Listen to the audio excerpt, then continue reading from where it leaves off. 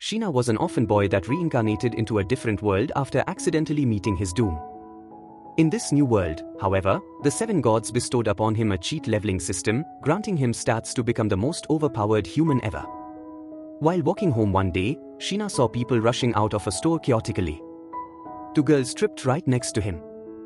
The thief waved his knife around and began sprinting towards the ladies, but instead of abandoning them, Sheena rushed towards him, tackling him down. He screamed at the girls to escape, but before he knew it, he began bleeding out of his stomach, causing the bandit to run away in fear. In his last moments, he was glad to have saved those 2 girls, but wished he didn't end up making them cry. His consciousness began fading, but when he opened his eyes, he found himself in a mysterious room. A maid began crying and calling him Cain, confusing him. Mommy milkers came to hug Cain, asking him if he remembers his mother. Cain's mind reels. The reflection in the mirror is a grotesque caricature of himself. Damn! Panic grips him. A week-long coma has scrambled his reality. The maid dismisses it as feverish delirium. His mother, with a worried frown, sends Sylvia for soup. Alone, Cain stares at his childish hands, a chilling mystery unfolding before him. He wonders if he's an anime protagonist and an isekai. This guy is on to us. Without wasting any time, he begins investigating his entire room to find any overpowered weapons, but it appears he still has an Asian persuasion. Sylvia thinks he wet himself, but poor Cain cries for losing all his manhood. After she left the room, Cain was able to extract all the information he wanted out of her. His name is Cain von Silford. What a name! A 3-year-old boy born to Germ and Sarah, with a sister called Rain. However, Germ has a second wife, Maria, and she's given birth to his 2 older siblings. Margrave Germ, Cain's father, defends the kingdom's edge against a monstrous incursion from the neighboring forest. While Cain initially thrilled at the prospect of monsters, the allure of magic, as described by the ever-resourceful maid, Sylvia, quickly captivated him. Sylvia, a font of unexpected wisdom, promised to unlock the arcane for him, but only if he first mastered the written word. With an insatiable curiosity, Cain plunged into his studies. The revelation of magic offered Cain a sanctuary he never knew he craved. His previous life, a desolate landscape of loss and loneliness, had left him adrift. The deaths of his parents, followed by the passing of his grandfather, had stripped him bare, leaving no tethers to the past. This new world, with its promise of wonder and adventure, beckoned him with open arms. During dinner, the atmosphere crackled with astonishment. Germ, his eyes widening, learned of his son's burgeoning literacy. Rain, ever the astute observer, revealed Cain's precocious grasp of mathematics. Sarah, his mother, beamed with pride, convinced she had birthed a prodigy. Yet, in a display of unexpected maturity, Cain deflected the praise, instead showering Sylvia with heartfelt gratitude, proclaiming her the finest maid in the realm. His parents get suspicious about why he became studious out of nowhere, and Sylvia sticks the milk that she extracted from his mother's plot. Germ wishes he was there to witness the extraction. Cain explains that he just wants to learn all about this world so he can become an adventurer, and Germ commends him on being so motivated to help him pursue his curiosity. Germ allows him to read all of his magic books, but warns him that he won't be able to use magic until he's baptized at the age of 5. His mother thinks he won't be able to use magic until then anyways, but the mischievous plot maker is already cooking up fire with his hand. He realizes that he can already use magic and has achieved every Otku's dream, but while casting his next spell, his hands burn, and he begins losing control. Cain thinks that these magical abilities will allow him to become the strongest edgelord. The only thing left to complete his Otku dreams is a relationship. To top this all off, oh wait, there we go. Rain sneaks into the room telling him that she's discovered all about his secrets. She's discovered that he's been studying the outside world in secret, and Cain is glad that his sister is an idiot. From then on, his sister taught him all about the outside world and about the first adventurer who built this kingdom, Yuya. Cain realizes that this guy is from my different video, but decides to just ignore it. The anticipation had been agonizing. 2 years had stretched into an eternity as Cain yearned for the day of his baptism, the gateway to unlocking the wonders of his world. Finally, the day arrived. Adorned in his finest attire, he felt a surge of nervous excitement. His family, visibly awestruck by his transformation, beamed with pride. A procession of horse-drawn carriages carried them through the quaint town, a spectacle of medieval grandeur unfolding before Cain's wide-eyed gaze.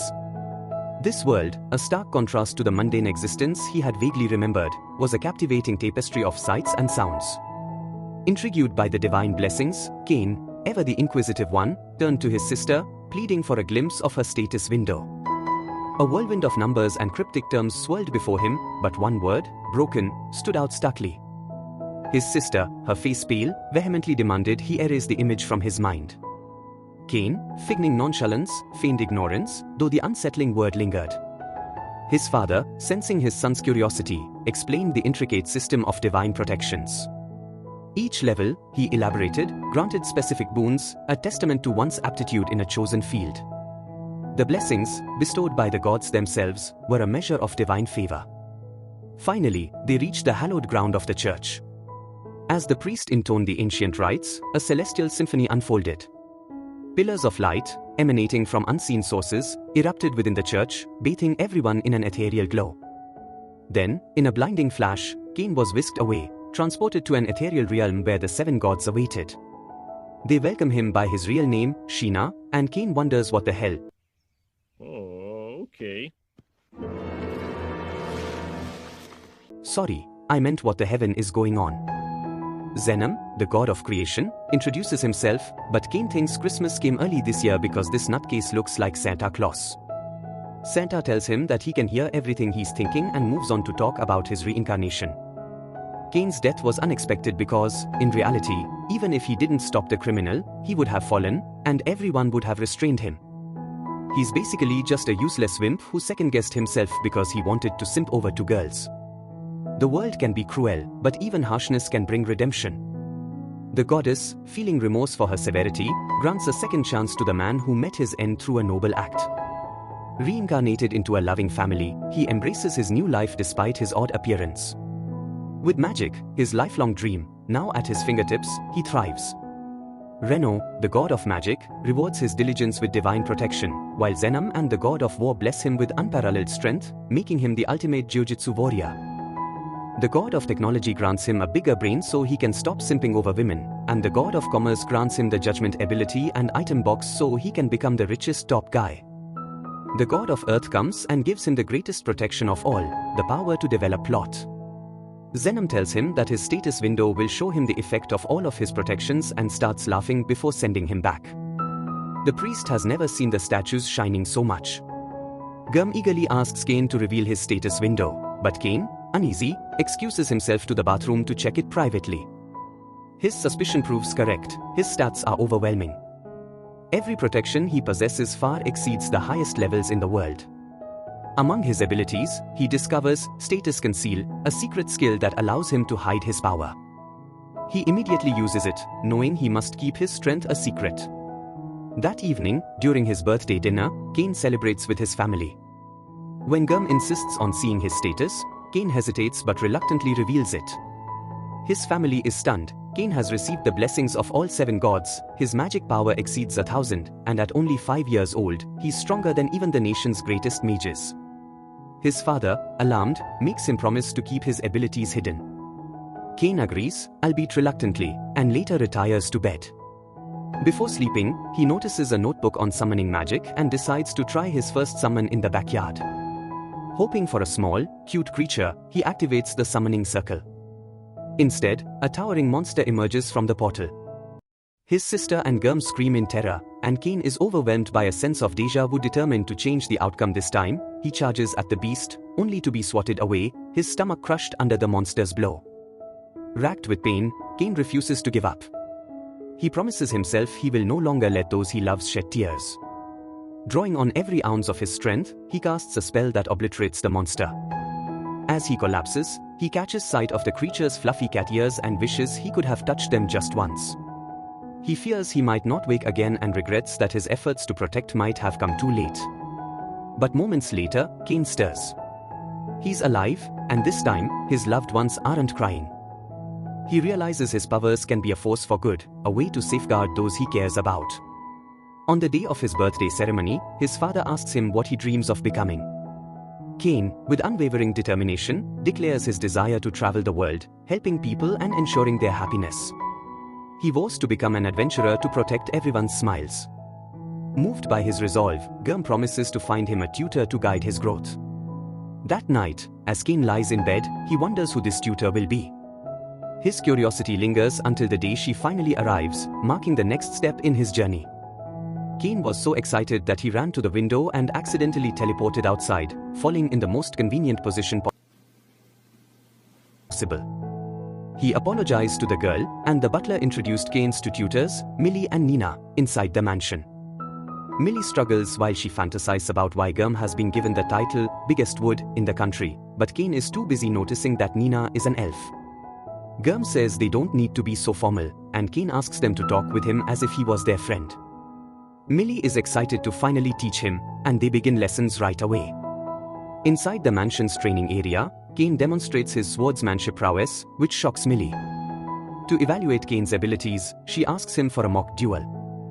Immediately, Kane rushes forward to strike towards her, and she barely manages to hold him back. Nina wonders if he's received the war god's blessing, and Kane says he was supposed to keep that a secret. Millie gasps out and begs Nina to teach him some magic before his sword penetrates her insides. Nina reveals that she has a level magic protection, but Kane has already learned all the basics. He demonstrates his ability to summon magic from all the elements, and his spells are so powerful that they pierce through stone targets. Kane reveals that he's received the protection from the magic god as well, and Millie worries that they can't teach him anything after all. He pulls out a towel from his item box, and the girls realize that they're basically useless if they were to try to teach him anything over here. He would end up destroying the entire manor, so Kane suggests they go outside the mansion to study. Kane had never ventured beyond the mansion's grounds, so Millie and Nina suggested it was time for him to explore the outside world. They explained to Gurm that Kane's immense power posed a risk to the mansion itself. Gurm, though alarmed, had always feared this day would come. Hoping for more time for Kane to mature, he reluctantly agreed to let him leave under the condition that he never entered the forest. Kane promised, and for the first time, he stepped beyond the mansion's gates with his tutors. Nina began his magic training by asking him to demonstrate intermediate-level magic. Kane confidently prepared a fire spell, casting it at a stone target. The resulting explosion left a massive crater and sent both girls reeling. Despite the display of power, Kane laughed it off, showing no signs of exhaustion. As they recovered, Millie detected a threat nearby. Suddenly, a rabbit leapt from the bushes, narrowly avoiding Millie's attack and charging at Kane. He swiftly dodged and countered with air bullets, defeating the creature. Lily marveled at Kane's ability to store the rabbit in his item box, a magical storage far superior to her magic bag, which she had spent years saving for. Nina then used her search magic to scan the area for monsters. Impressed, Kane decided to replicate the spell and surprised everyone by pinpointing the exact locations of 4 nearby rabbits. The group worked together to defeat the creatures, though one escaped toward the forest. Kane instinctively moved to pursue it, but Millie stopped him, warning him never to enter the forest. She explained that the forest housed legendary monsters, and every few decades, they attempted to breach the fortified city walls. Kane understood the danger but couldn't shake the desire to explore the forest someday. That night, as he reflected on the day's events, Kane discovered he had already reached level 10 from defeating just a few rabbits. His progress amazed him, filling him with excitement for the adventures ahead. He investigated the reason for his massive level up and saw that the God-chosen title granted him 10 times more XP, but not only that, each level up granted him 10 times the ability points. Kane's power has already surpassed most humans, and he's realized that the entire nation is going to try and get rid of him if this continues. A few months later, Millie takes Kane to the Adventurers Guild so he can fight some stronger monsters. Inside Roxy, sorry, wrong show, inside Rudy, wrong show again, Rudy asks what brings them here today. Millie wants to acquire some quests that would be perfect for Kane. However, a man comes and mocks Millie and Nina for being D-rankers and babysitting a child. Since she's a D-rank, he tells her to ditch the kids so he can show her what a real D looks like. Nina tells him to back off, but Cross is fed up with her disrespect and picks her up while two others restrain Millie as he's about to grab her face. Kane holds his arm and says that he will not allow him to treat his tutors like that. Millie begs Kane to run, but Kane tells him that he needs to start training and smacks him in the face. Cross recovered quickly and launched a punch, but Kane deftly avoided it, disrupting Cross's stance with ease. Calmly, Cain introduced himself, but Cross refused to back down. Grabbing a knife, he lunged at Cain with astonishing speed. Cain, however, evaded every strike effortlessly, even stopping Cross's blade with his fingers before throwing him aside. Meanwhile, two accomplices held a knife to Millie, but Cain swiftly dispatched them, subduing them with precision and kicking them out. Nina rushed to Cain, embracing him tightly and vowing to protect him next time. Years passed, filled with training and shared moments, and Cain grew into a tall, charismatic young man. One day, Sylvia informed him that his final class with his tutors was approaching. Cain felt a mix of excitement and nostalgia, determined to find a meaningful way to thank Millie and Nina for their guidance. Remembering Millie's desire for a magic bag, Cain decided to craft something extraordinary. Late that night, he ventured into the depths of the dark forest. Along the way, he encountered a blood ogre and even defeated an earth dragon. The commotion alerted the city's guards, who feared an impending monster rampage. The entire army, led by Gum, was deployed to address the threat. Cain completed his mission, collecting the rare materials he needed, and teleported away, leaving behind only his towel. When Gum arrived at the scene, his subordinates reported that all the monsters in the forest had been vanquished. Shocked by the overwhelming power required for such a feat, Gum froze upon discovering Cain's towel, a realization shaking him to his core. On the final day of Cain's tutoring, Millie and Nina approached him with bittersweet smiles. They congratulated him on his hard work over the past 3 years and announced his graduation. Cain expressed heartfelt gratitude for their support and presented them with magical bags he had crafted as tokens of appreciation. The bags, made from materials harvested from the Blood Ogre and Earth Dragon, were far from ordinary. Cain modestly joked that they were just regular bags, capable of holding a mansion's worth of items. Millie, stunned, remarked that even the most expensive magic bags could only carry the equivalent of 2 carriages, declaring Cain's creations to be of national treasure quality. Millie is worried people would try to rob them of it, but Cain reveals that he's enchanted them so that if anyone else carries these bags, they'll be as heavy as everything held inside of them. Beautiful. Sensational. Millie and Nina thank him for doing all this, and they both get on their knees for him. That's not fair, they tell him. If you ever need their help when you grow up, you can always come to them, and they can help him with anything he needs help with. At that moment, their contract was over, and Cain felt like he grew a little more, and so did I. Months later, inside a deep cave, Cain battled against a red dragon and struck it once, defeating it instantly. He's defeated one of the strongest mobs in existence, so when he examined his level, he realized his magic was over 1 million, and he's earned the title, Dragon Slayer. 2 years have passed since that day, and Cain is finally 18 years old and will be attending a noble event to commemorate his birthday. It will take a week to reach their destination as long as monsters don't interrupt their travels, so Cain casts his search ability to scan a 3-kilometer radius. He discovers monsters have ambushed soldiers ahead and tells his dad to hurry so they can try to save the people. However, the horses are too slow, so Cain jumps out of the carriage like Spider-Man and activates his wind magic, dashing towards the source of the monsters. The soldiers are cornered and are about to all be defeated, but Cain jumps in and saves one of the soldiers. He continues flying around using his aircutter ability to decimate every single one of the monsters in his way. Still, a few beasts charge towards the carriage, so Cain summons his sword and destroys them with a single swing until he faces the boss. Immediately, he dodges the beast and jumps into the sky and chants his sword with fire before ending the monster in his way. The soldier wants him to stay away from the carriage, so Cain tries to introduce himself as the Son of God. Just then, Gum's soldiers arrive and realize they're completely useless. The soldier collapsed from blood loss, but Cain quickly held him and activated his healing magic, instantly restoring the health of every injured soldier. Moments later, Gum arrived, horrified by the carnage but immediately recognizing the royal crest on a nearby carriage. From within emerged 2 girls, Telestia, the princess, and Silk, the duke's daughter. The two thanked Gum for their rescue, but he humbly redirected the praise to his son, Cain. Telestia, overwhelmed with emotion, nearly fainted. Cain, quick to act, cast a soothing spell that eased her tension and calmed everyone's nerves. The gentle light of his magic brought peace, but it carried an enchanting warmth that left an impression. Telestia rushed to Cain, expressing her heartfelt gratitude, while Silk took his hand, marveling at his skill. Declaring him the greatest swordsman she'd ever seen, Silk's admiration quickly turned competitive as Celestia claimed Cain as hers. The two began bickering over him, much to Cain's dismay. Before he could protest, they dragged him into their grand carriage, leaving Gurm stunned as he watched his son whisked away. Inside, Cain found himself awkwardly seated between the two girls, wondering why they were so close. Celestia, clinging to him, admitted she was too frightened to let him go and insisted he call her Teles. Silk, not wanting to be outdone, asked him to call her simply Silk. Cain could only sigh at the chaos surrounding him. His spell was too strong, and they continue trying to charm him until Isa comes. The soldier informs them that they're finally approaching the rest area, and Cain thinks that this is a mess, but the girls want to rest with him after they arrive at the rest area.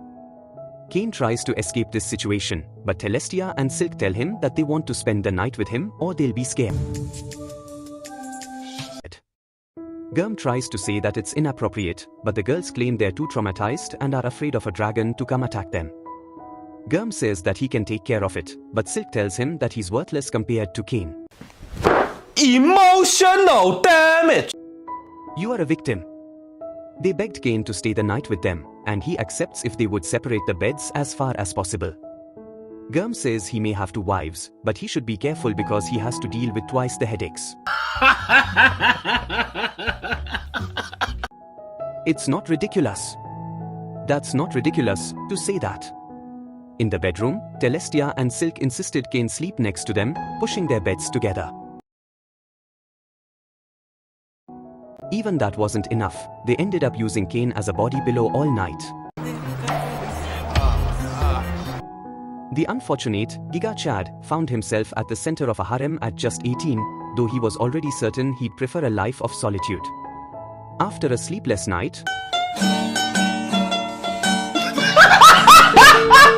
followed by several more, the group finally arrived at the capital. The head knight greeted them upon arrival, while Celestia and Silk remained glued to Cain. The knight bowed deeply to honor Cain, already aware of his heroic deeds. Cain's item box had also allowed him to return the fallen soldiers to their families, a gesture that earned great respect. As a bell tolled, Cain attempted to slip away, but the knight intercepted him with the news that he was to meet the king in the heart of the castle. Inside, every major politician had gathered for the audience. Cain approached the king, bowing respectfully. The king commended him for his bravery in saving Celestia and Silk from the orcs single-handedly. In recognition of his actions, the king rewarded Cain with a mansion, a sum of platinum coins, and the honorary title of Baron. The gesture sparked murmurs among the politicians. One particularly rotten noble, Corgino, loudly protested, calling it unfair to grant such riches to someone so young. The king, unimpressed, silenced him with a sharp retort, "Corgino, learn to keep your mouth shut, or you'll stay fat your entire life."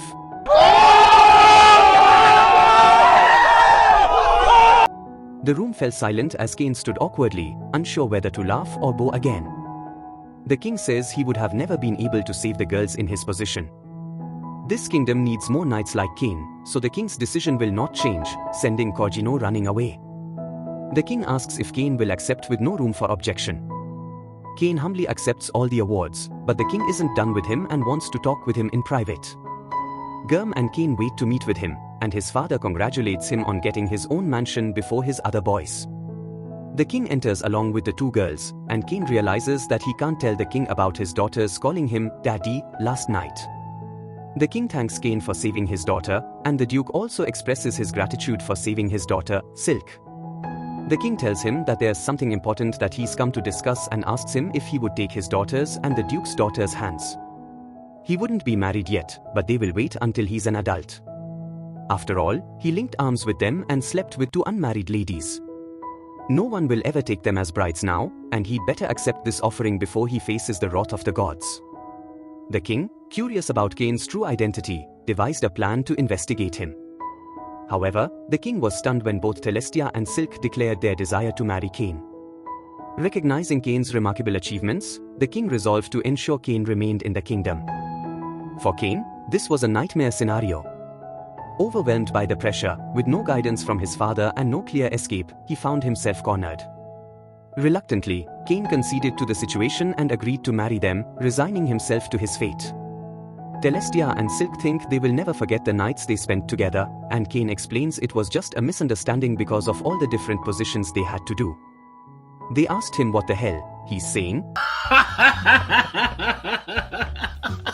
and Kane tries to say that he meant the position of the beds.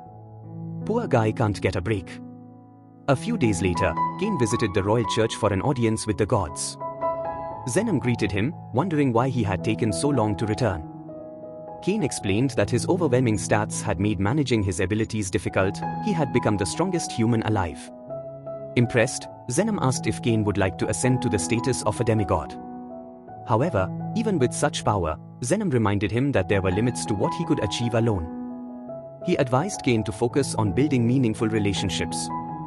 Zenom then suggested Kane use his knowledge from his previous life to create entertainment for the world. Intrigued, Kane proposed the idea of creating a game. Both Zenom and the god of technology were thrilled and eagerly encouraged him to pursue it. Later that day, Kane accompanied Rain on a shopping trip for clothes but quickly grew tired of her obsessive energy. Slipping away, he found himself outside, where he noticed Parma, the girl he had saved 5 years ago. Her uncle, Tamanis, approached and introduced himself, surprised to learn that Kane was a noble. Kane dismissed the formality, asking Tamanis to treat him like any other customer as he browsed the shop. Inside Tamanis's antique store, filled with beautifully handcrafted items, Kane shared his concept for the game he wanted to create. Intrigued by the unique design and idea, Tamanis agreed it had great potential. Kane requested a custom prototype and handed over a full gold coin as payment. Tamanis was hesitant to accept such a large sum, but Kane reassured him, calling it an investment in their budding partnership. Grateful, Tamanis promised to craft the finest game board possible. Pleased with the arrangement, Kane left the store, only to be confronted by an irate Rain, who had been searching for him.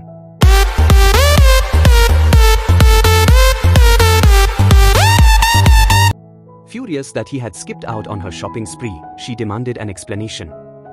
Kane, unfazed, casually remarked that she would look the same in any of the outfits she tried on. Rain's frustration flared, but Kane couldn't help but chuckle at the absurdity of the situation.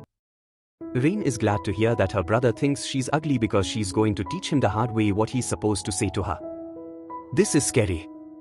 She spends all night trying on different outfits to try and impress her Oni-chan and will now punish him by having him try them on. However, Sylvia comes in to save the day and informs him that Tamanis has finished the prototype inside his shop. Kane is amazed that it looks exactly like the reverse he imagined. They spend the afternoon playing the game together, and Tamanis thinks this will become the next trend and is positive it will become a bestseller. Kane suggests they create a fancier version for the nobles since he's sure the wealthier people will want a fancier product to begin with. Kane suggests making of the noble version and of the normal version. Tamanis thinks he's a genius, but his company can't afford to create such a large inventory all at once. So, Kane smashes some gold coins on the table like a top G. Tamanis vowed to craft all the game boards as swiftly as possible. To protect their creation, they presented the prototype to the commerce god and pledged their commitment to the contract. The board glowed with a golden hue, signifying the god's blessing and securing their design. Kane then made another request, asking Tamanis to create an extravagant version of the game for the royal family. Honored, Tamanis eagerly accepted, amazed that his work would be associated with royalty. Parma, impressed, praised Kane for his connections with the king, though Kane thought to himself that she didn't even know the half of it. After all, the gods themselves were likely enjoying the game already. The following day marked Kane's debut ceremony. Gurm, ever cautious, warned his son to be prepared for parents eager to introduce their daughters to him. Kane sighed, knowing the chaos awaiting him. Kane says he won't because he's a top G and will create the largest harem, and Gurm is shocked that his son is so ruthless. Inside the castle, Kane sees Kojino with his children and thinks he looks nasty. The Duke and Silk meet each other, but his smile scares Kane. The Duke thanks him for saving his daughter and hopes they will have a favorable relationship, and Kane realizes that he's screwed, but he won't back down in front of her own father. Kane tells Silk that she's the most beautiful girl in all of the lands and promises that he will never leave her, unlike her father's ex-wife who cheated on him because he was so useless and ugly. Her father went on to say, "You are ugly. You are disgusting. I'm gonna kill you. Give me $200. Gurm, unwilling to let anyone insult his son, confidently tells the Duke that he is Silk's true father, leaving the Duke speechless. As they walk away, Gurm casually remarks that he likely shattered the Duke's confidence entirely. Kane chuckles, calling his father a true legend. The atmosphere shifts as the royal guards sound their trumpets, announcing the king's arrival. While the king delivers his speech, Kane finds himself utterly captivated by the princess's breathtaking beauty, barely registering a word. After his speech, Kane greets the king's daughter and says that she's more beautiful than a goddess and her presence has him choking harder than he decides to not say that part. But then, Kane promises Tellys that he will never leave her, unlike the queen who's constantly sleeping with the royal guards who hurt this dude. The king tells Gurm that he's a worthless dad for raising such a mistake of a child, but Kane goes on to say, "I'm about to end this man's whole career, thank you." Kane, realizing he might have gone too far with his banter, offers the king a gift as an apology, the reversey game he developed alongside Tamanis. Intrigued, the king eagerly asks for an explanation of the game. However, after learning what his daughter has been saying about Kane, the king sternly commands him to visit his chambers later or face execution. Kane reluctantly agrees, already dreading the encounter. Meanwhile, Gurm, impressed by Kane's business acumen, asks when his son became such a magnate. Kane quips that he had to step up to maintain his mansion since he's wealthier than his broke dad. Gurm laughs, taking the jab in stride, admitting he only ever wished for his children to surpass him. Kane is grateful for his father's support and his unapologetic sense of humor, which often helps diffuse tension. Their moment is interrupted when Silk arrives, trying to monopolize Kane's attention. She sits beside him, determined to keep Celestia from getting too close. Before long, Corgino's children approach to intrude on their little gathering. Habit, the eldest, compliments Silk's dress, though she pointedly ignores him. One of Habit's lackeys rudely tells Kane to leave, claiming Habit is having a private conversation. Kane introduces himself politely, but Habit dismissively demands Kane apologize for disrupting his moment with Mrs. Silk, upsetting her further. Kane, unbothered, assures Silk that Habit will be the one apologizing first, calling out his rude behavior. This only infuriates Habit further, who challenges Kane to a duel. Kane agrees, and they head to the field. There are no parking lots in this world, after all. Silk, worried for Kane's safety, clings tightly to him, refusing to let go. Habit grows impatient, shouting for the battle to start, but Silk doesn't care, tightening her grip to shield Kane from harm. Corgino's lackeys, irritated by the lack of attention, attempt an elaborate ritual, summoning lightning toward the group. Kane sighs, wondering how things escalated so absurdly, while Silk clings even tighter, determined to stay by his side no matter what. The next slack, he thinks he can do the rain dance better, so he begins summoning his spell.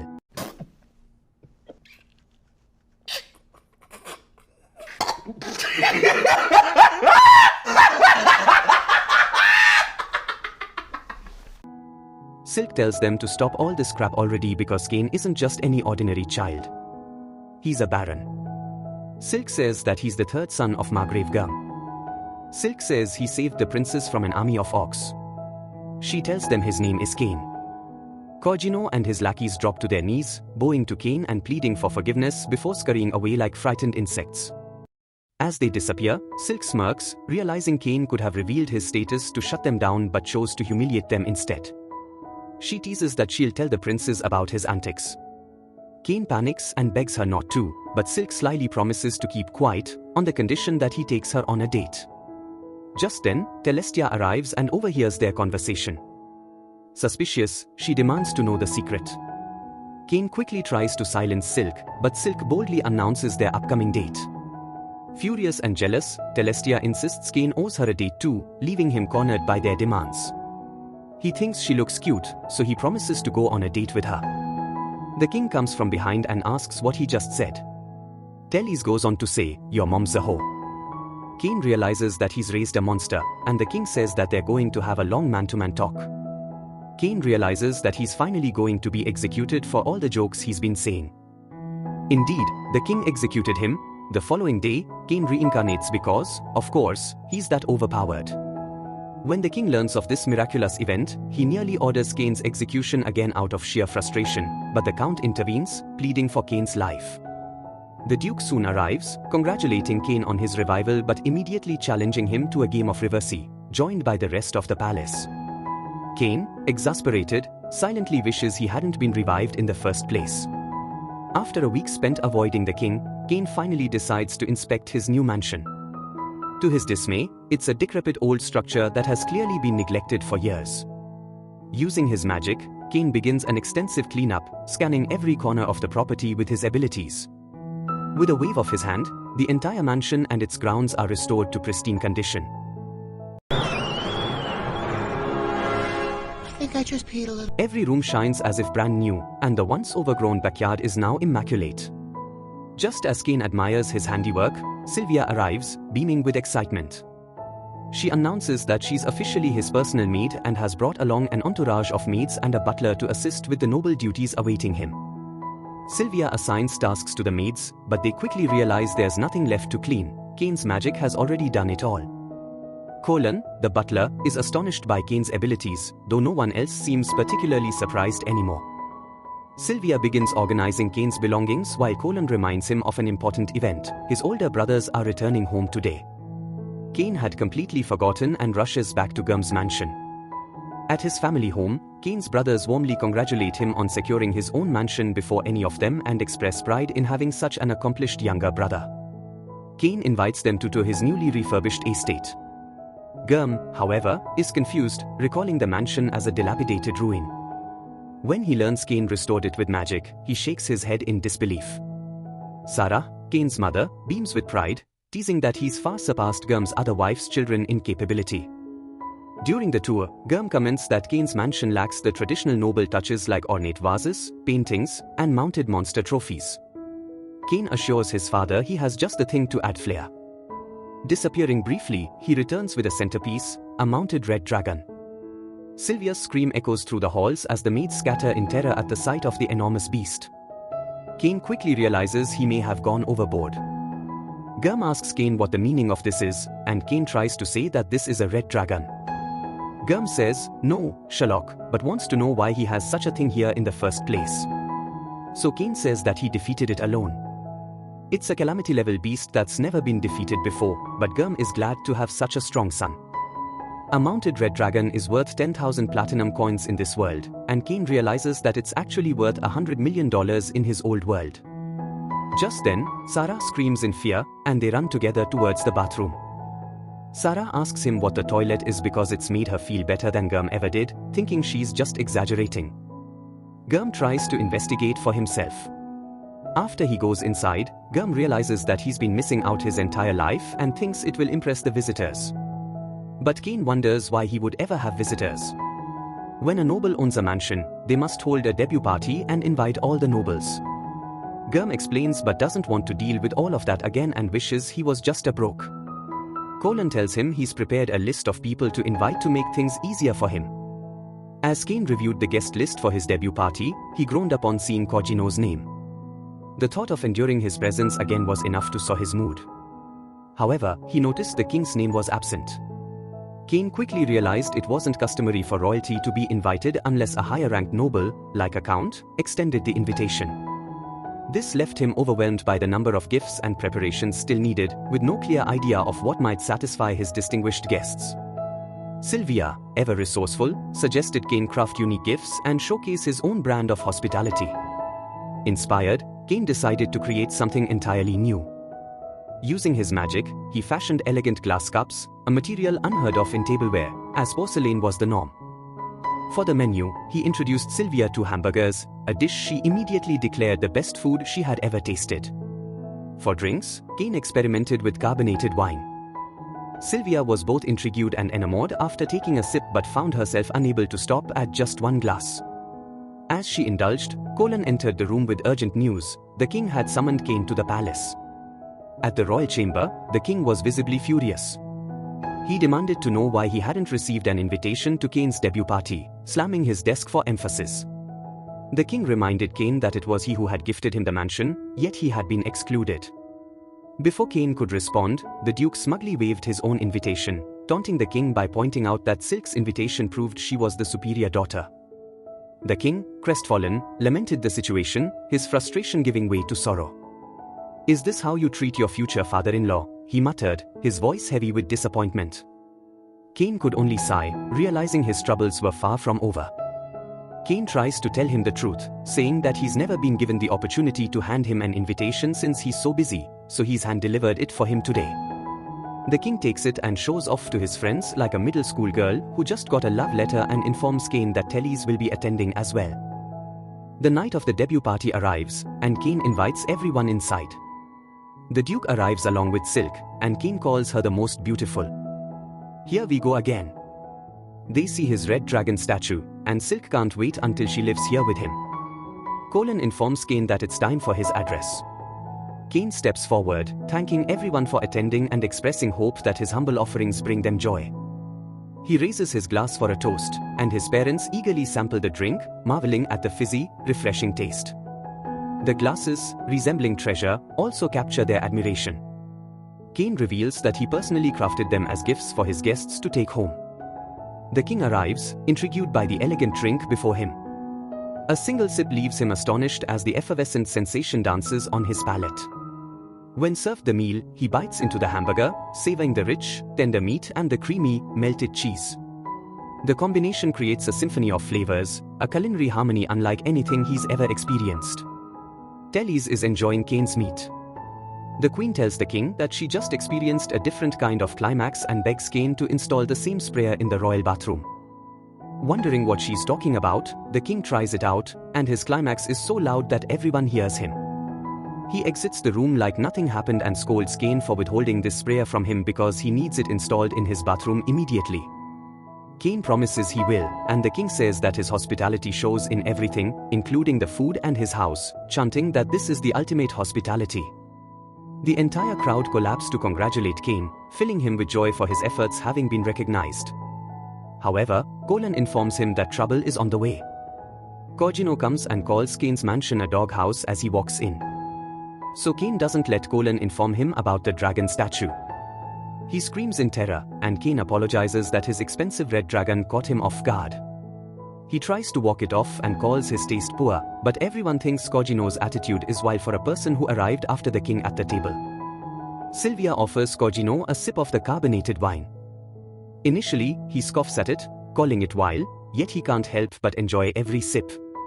Cain then offers him a hamburger, and though he calls it disgusting, he continues to eat it all. The other nobles begin to notice Cogino's blatant disdain for Cain, and Colin warns him to maintain composure. This gives Cain an idea. Cain presents Cogino with glasses, humbly claiming they are but a small gift. Cogino remarks sarcastically that they certainly are meager, but when Cain offers the recipe for the hamburger along with the glasses, he refuses to share it, insisting he will gift it to everyone present.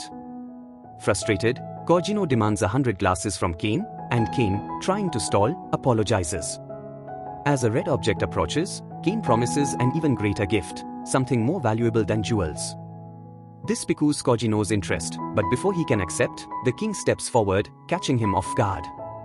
Cogino, surprised by the king's presence at such a humble gathering, is met with the king's fury. The king reminds him that Cain saved his daughter and warns Cogino not to mistreat him any longer. Cogino, trying to backtrack, claims he was merely impressed by the meal and hospitality, but the king demands that he act with more dignity as a noble. He orders Cogino to leave. Silk approaches Cain, recognizing that he orchestrated the entire situation. The Duke, realizing he's been outwitted, asks Cain if he truly used them. A week later, Cain was strolling through town when Captain Dime approached him. He had been sent by the Prime Minister to deliver some monster materials and led Cain to a storage room. However, Cain felt the room was far too cramped.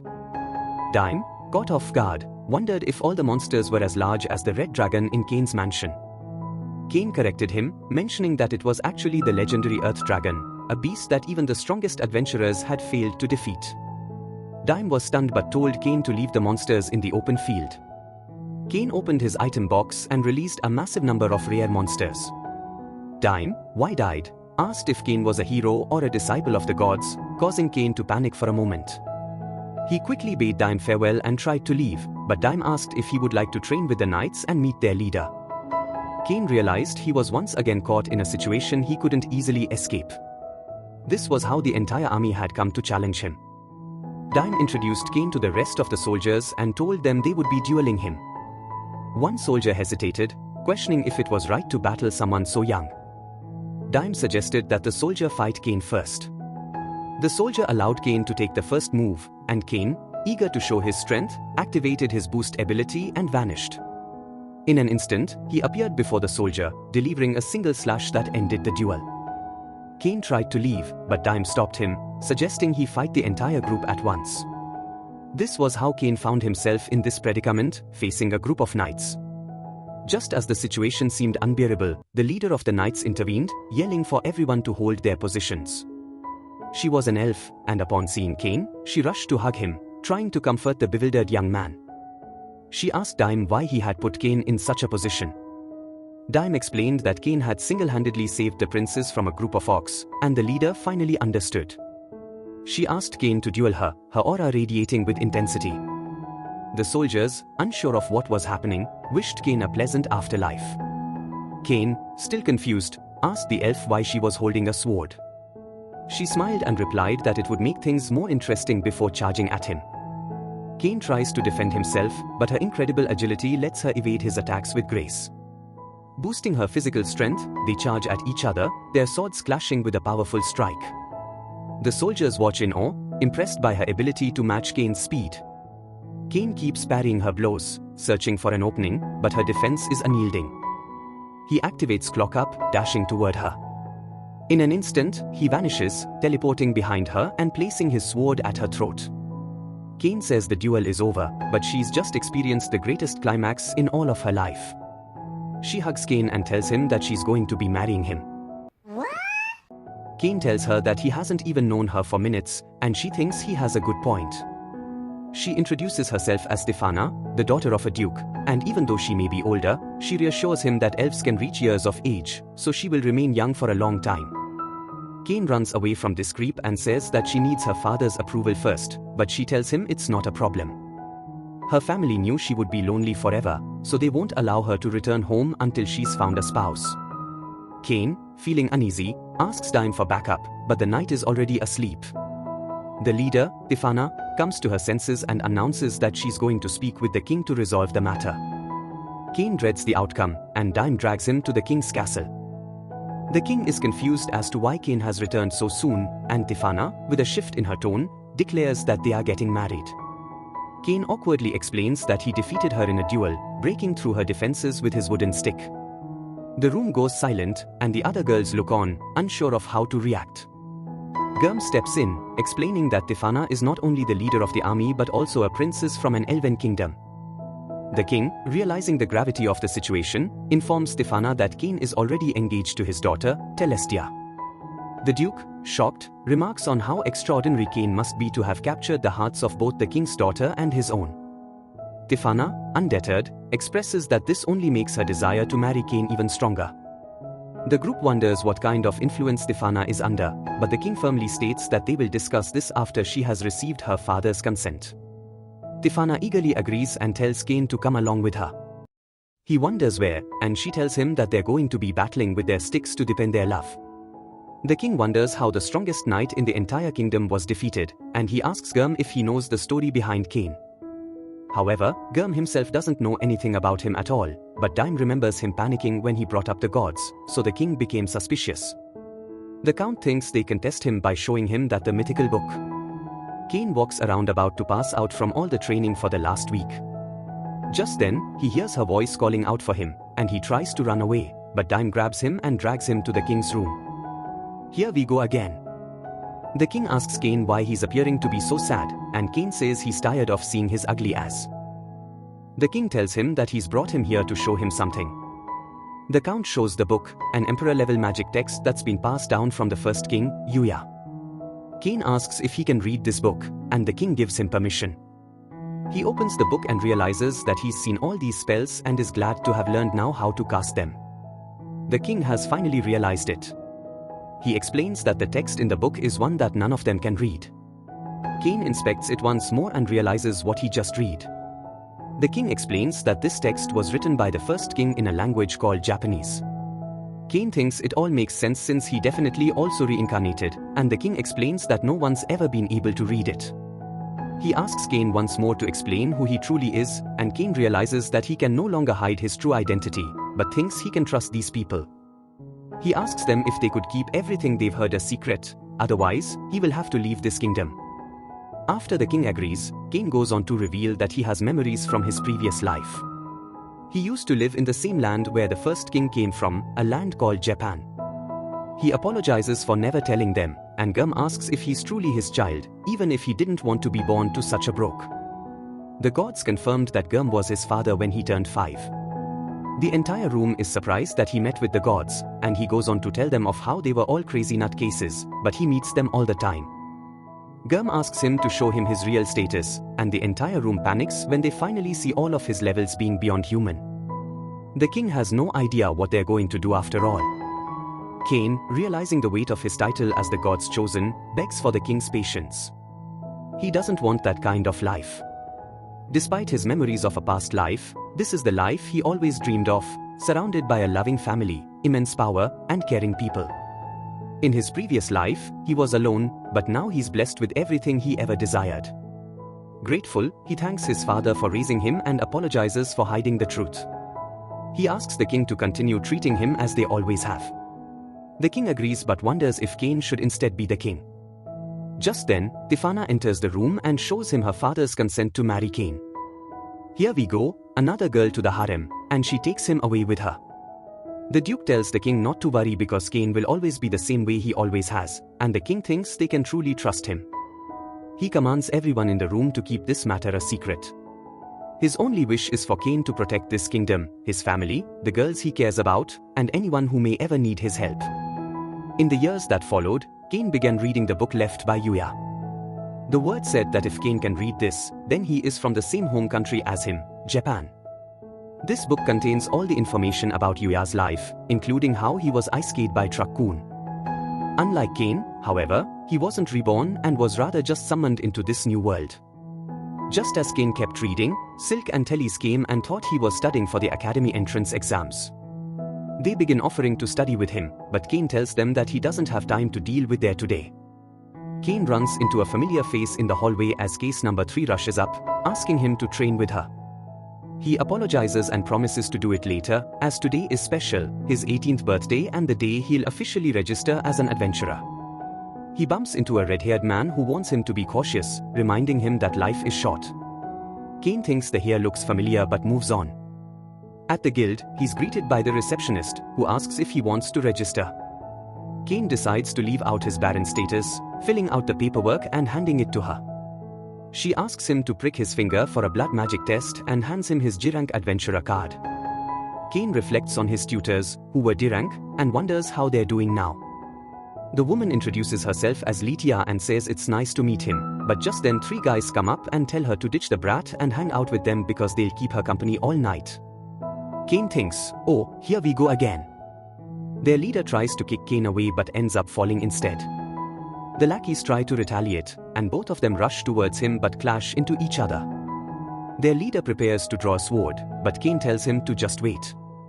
At the same moment, the red-haired guy approaches and tells him that if he wants someone to fight, he can fight him all night. They run away after recognizing Claude, and Cain's tired of feeling déjà vu. Cain thanks Claude for his help, but Claude, noticing that Cain could have easily handled the situation alone, offers him a drink. Since Cain is underage, it's just fruit juice, and Claude asks how Cain pulled off such impressive moves. Cain explains he's been training since he was young, under the guidance of 2 tutors. Claude is taken aback, feeling like he's heard that story before.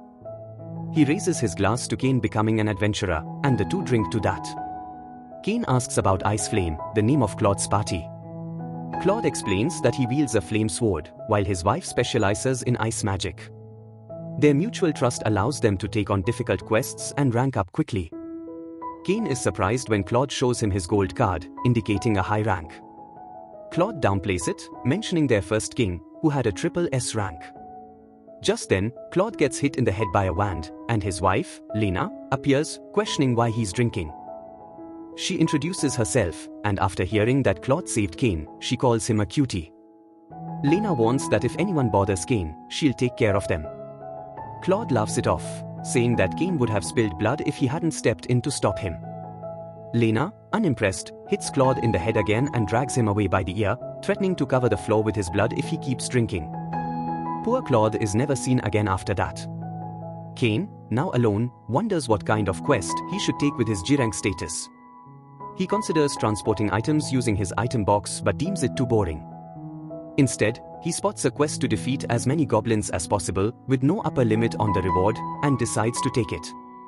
Excited, he rushes out of the guild, only to be stopped by Tefana, who has finally tracked him down.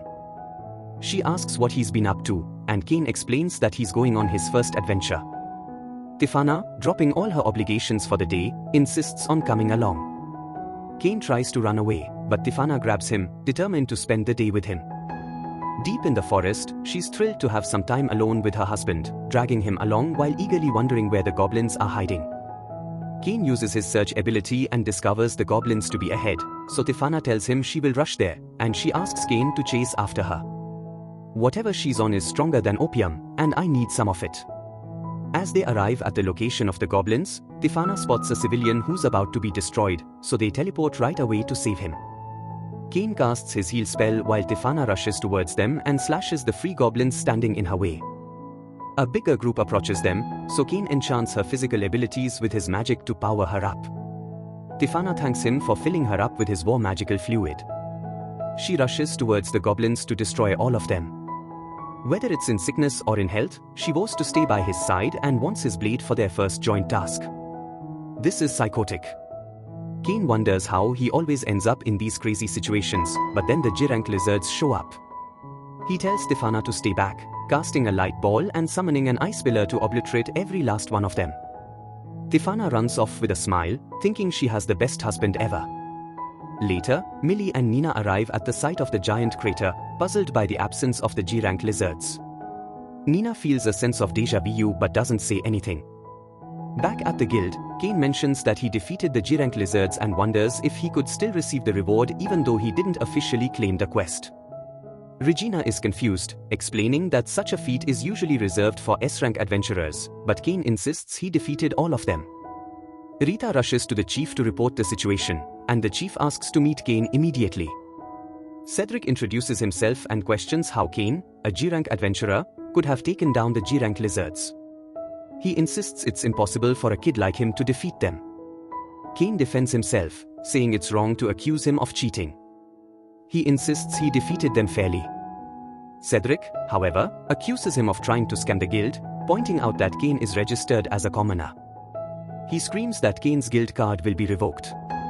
Kane thinks this is the worst situation ever, but just then the guild master enters, and the chief tells him that the brat over here is a cheater. The guild master sees Kane and thinks he looks interesting. He sits down and asks the chief why he thinks Kane is cheating. He hears out his reasoning and tells Cedric that he's got a lot to learn. He tells someone to come in, and Tefana enters and yells that she's glad to see her husband. Kane tells her they were supposed to keep their engagement a secret and pushes her off to ask her what she's doing. Tefana says she's here to warn the guild about all the orcs and lizards, and the guild master reveals that he's known he's a baron.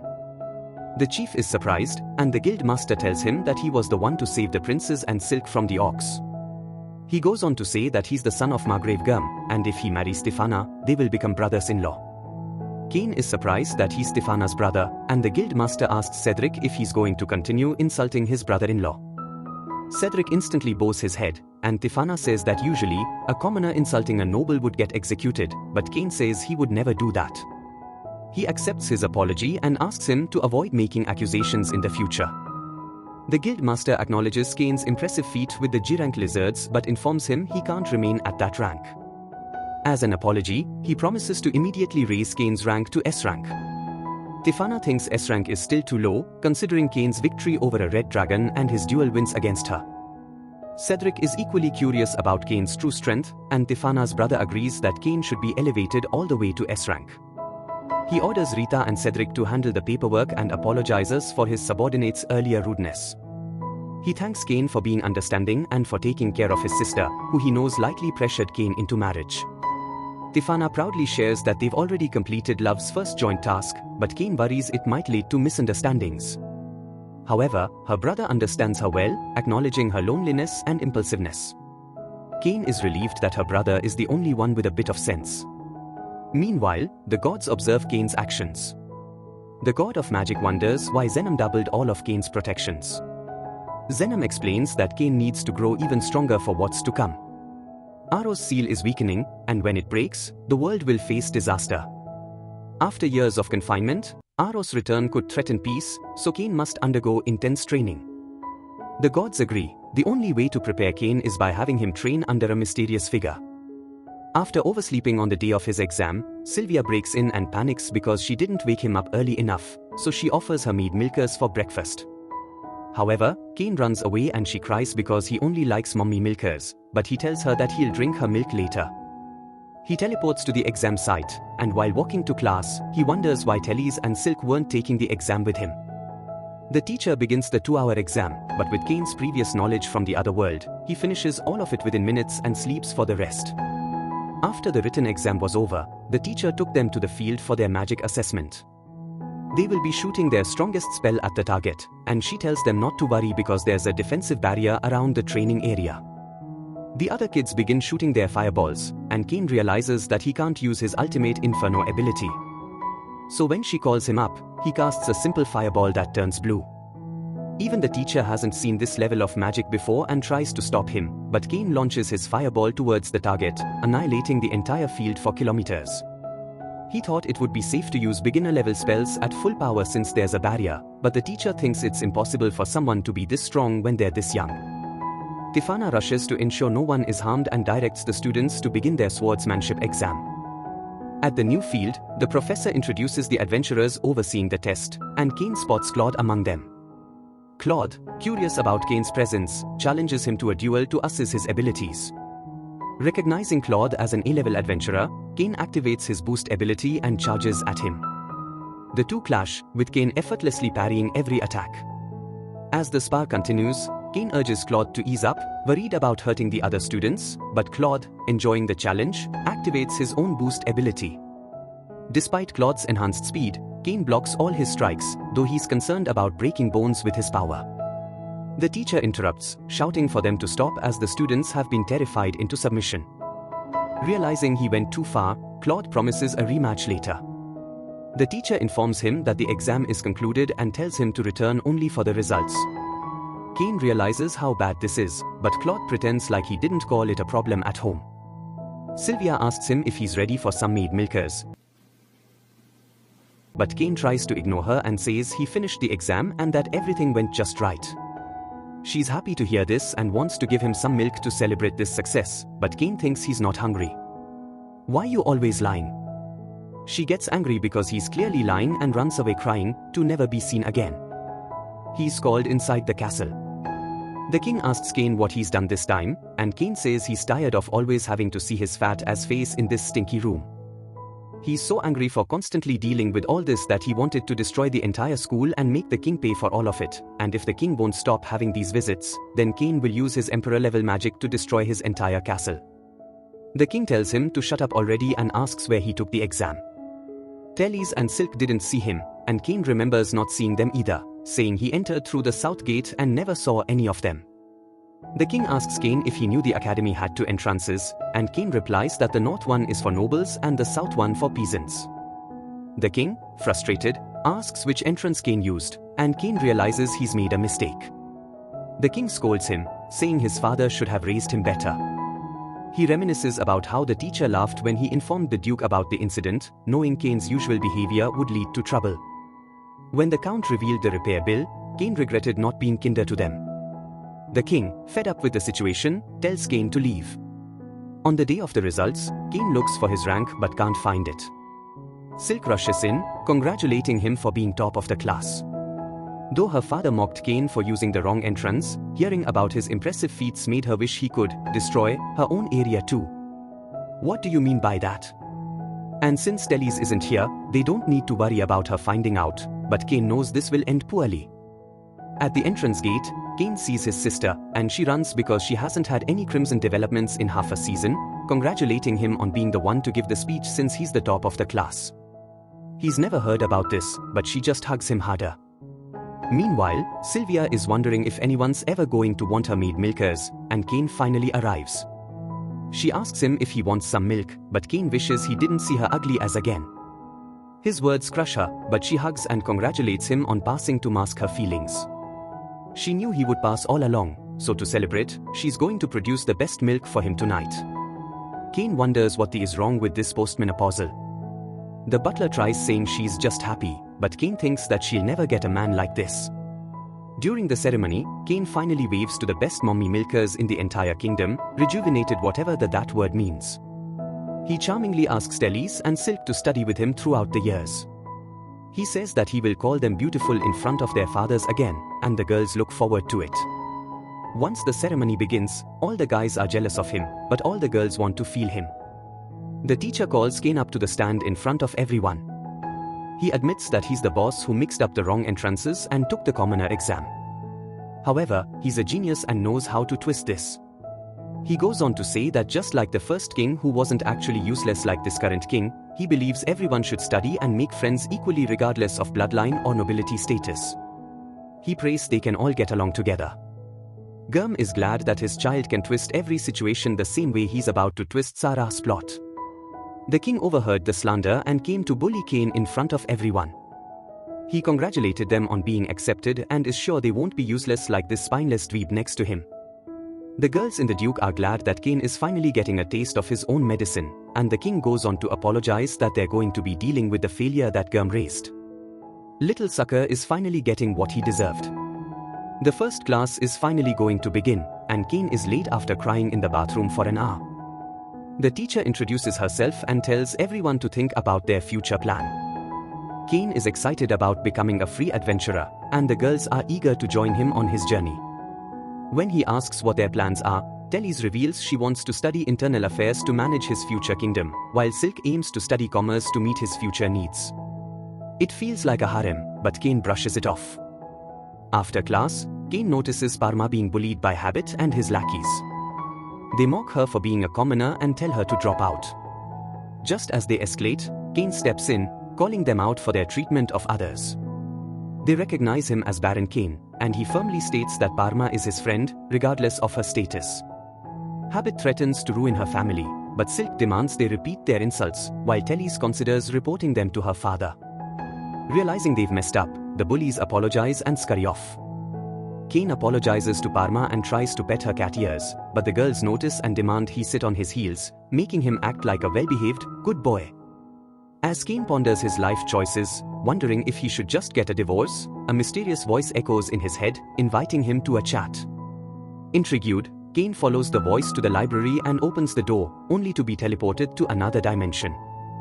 The man waiting there offers Cain coffee, which surprises him. The man introduces himself as Sheena and reveals he's been waiting for Cain. Cain is taken aback, unsure of what's happening but intrigued by this mysterious figure. The mysterious man reassures Cain, telling him there's no need to be cautious. He already knows that Zenom reincarnated Cain. Cain, puzzled, asks how he knows about the gods, and the man reveals himself as Yuya, the first king of this country. Cain recalls reading about him in an emperor-level text, but wonders if Yuya is a ghost, as it's been years since his reign. After inspecting him with judgment, Cain discovers Yuya holds the special title of God of Creation. Yuya explains that the world therein is his creation, and as the God of creation, he shaped it. He also reveals that the gods, including Zenom, want Cain to undergo intense training, though Cain believes himself to already be the most powerful being alive. Yuya challenges Cain to steal a cookie. As Cain leaps forward to grab it, Yuya unsheathes his sword, blocking his movement. Cain questions why he needs to be so powerful, and Yuya answers that there's someone he must defeat. Years ago, a malevolent figure named Aaron used an oracle to incite widespread conflict among the world's people. The evil god caused distrust and manipulation, forcing everyone into endless strife. Yuya managed to seal Aaron away, but the seal is weakening, and as the god of creation, Yuya cannot intervene in the world. The task now falls to Cain. Yuya explains that Cain's previous life will play a crucial role and teleports him to the middle of the ocean. He promises to teach Cain more if he completes this mission but disappears before Cain can ask further questions. Desperate, Cain begs Yuya for more information, but Yuya only gives him a compass that points to his mansion. To stand a chance against Aaron, Cain must level up to S rank, but at level 1, he wonders what will happen to his school if he's gone for so long. Yuya reassures him that a year in this world equals just one day in the other world and vanishes. Cain calls out for him to wait and, after a brief pause, Yuya teleports back. He tells Cain he can either accept the mission or not, leaving Cain with a difficult decision ahead. Cain realizes that he has no other options, so he rushes into the forest. A serpent appears to attack Cain, but he dodges all of its attacks and rushes to slash the giant bear standing in his way. It has been less than 5 minutes, and he's already faced countless S-rank beasts. Back in the other world, Sylvia panickingly opens the door to see Tellys and Silk. Sylvia apologizes for her panic, having not seen Cain all day, and worries that he may have been kidnapped or imprisoned, or worse, stuck somewhere. Tellys reassures her, saying that Cain always finds a way out of trouble and that if they wait, he'll eventually show up. Meanwhile, Cain is deep in a forest, battling a giant bear that he effortlessly destroys with his magic. He's been trapped in this forest for 4 months, with no rest, and his mind is beginning to unravel. As his exhaustion mounts, he hears the faint sound of a puppy whimpering and follows the noise. He finds a tiny white puppy, severely injured, and considers ending its suffering with a sword blow. But as he gazes into the puppy's eyes, he sees the same sadness he's seen in the faces of the girls he cares about. Cain drops the sword, feeling guilty for scaring the creature, and apologizes. He realizes that protecting others has always been his deepest desire.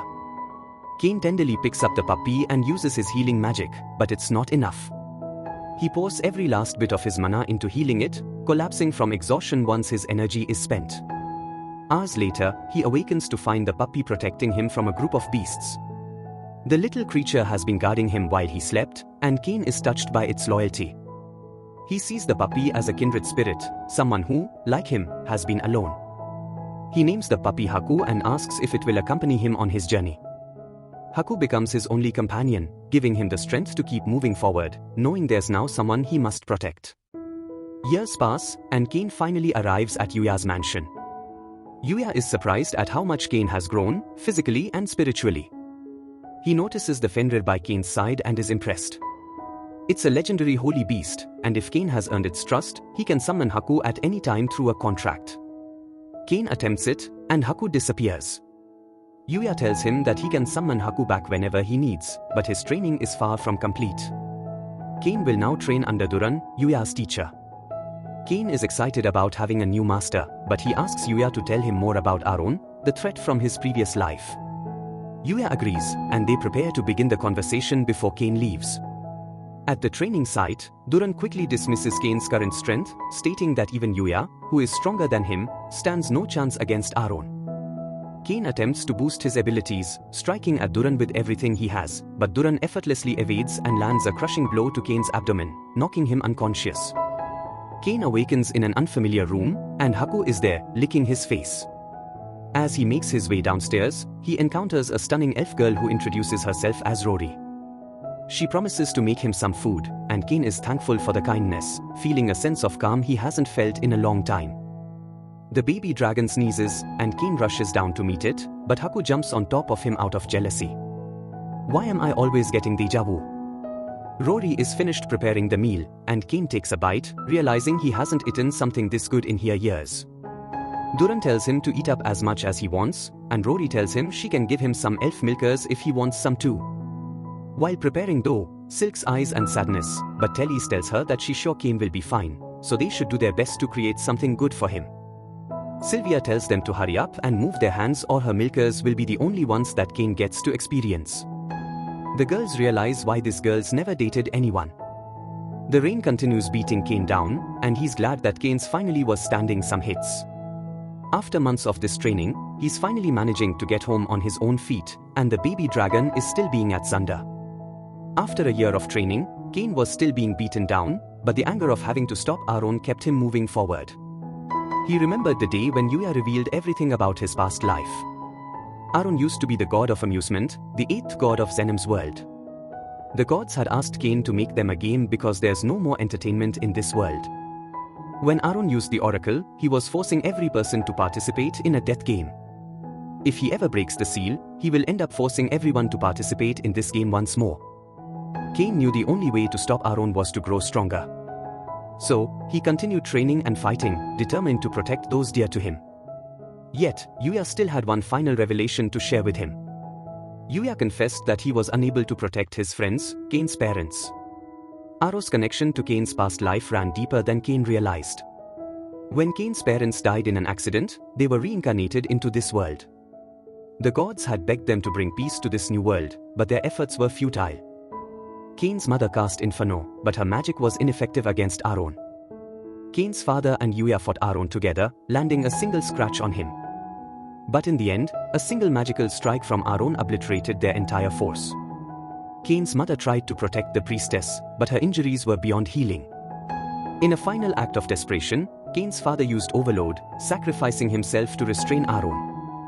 That moment allowed Yuya to seal Aaron away, but not before Cain's parents' final words, apologies to their son, reached him. Determined to protect those he loved and bring peace to the world, Cain used Overload to defeat Duran, marking the end of his training. The rain congratulated him on his progress, but Cain's thoughts were with his parents. He ran to their graves, finally understanding the truth. It was revealed that even as they prepared for their final battle, Cain's parents were always searching for a way to return to him. Cain thanked them for never forgetting him and expressed his gratitude to Yuya for looking after his parents all these years. Yuya opened his fist, and Cain's speed surpassed his own. He thanked Yuya for all the training, but Yuya humbly reminded him that Cain did the work. As Cain prepared to leave, Yuya stopped him and, noticing the changes in his body after 5 years, cast a spell to return him to his original form. Haku appeared by his side, ready to accompany Cain on his journey. Duran asked if Cain could take Jin with him, and Cain promised to look after Jin, grateful for the care they had all shown him. With that, Cain prepared to teleport back to his original world, ready for what awaited him there. Yuya hands him a gift for the current king. Duran looks forward to the day he becomes greater than both of them, but Yuya is sure it will be soon. After all, he has something much greater to protect than they do. And there's also lots of people protecting him. Sylvia sees that Cain is finally back and rushes to give him some of her maid milkers. He tells her to get her lonely as off of him because he didn't miss her one bit in those 5 years. You are a victim. They only miss Telly's and Silk, and they're glad he's finally back. They show him the cookies they've prepared for him, and Cain cries while he starts eating them. They're glad he enjoyed them and they welcome him home. Watch this next video. Till next time, let's do some plot development and like the video and don't forget to subscribe the channel.